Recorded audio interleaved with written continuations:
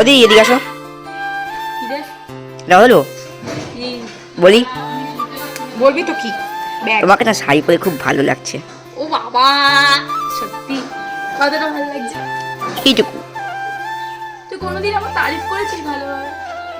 তোমরাই জানো তো আমাকে শাড়ি পরে কেমন লাগছে। একটু রোগা রোগা হয়ে গেছে, আসলে শরীরটা ভালো না তো, তাই রোগা রোগা। ও মা, আমাকে শাড়ি পরে কেমন লাগছে বলো না? Thank you. প্রত্যেকটা মার কাছে হয়, আমার মা কিন্তু এটা মন থেকে তারিফ করেনি, আমি যতটা জানি। আমার মা মন থেকে তারিফ করে না, আমার বাবার কাছে জিজ্ঞেস করি। চল চল চল, এভাবেই চল। বাবা বাবা, আমাকে শাড়ি পরে কেমন লাগছে দেখো। আর তুমি তো দেখো কি, আমার বাবা দেখিও নি। ভালো লাগছে? মার মতো লাগছে। কি? মার মতো লাগছে। রসবতী?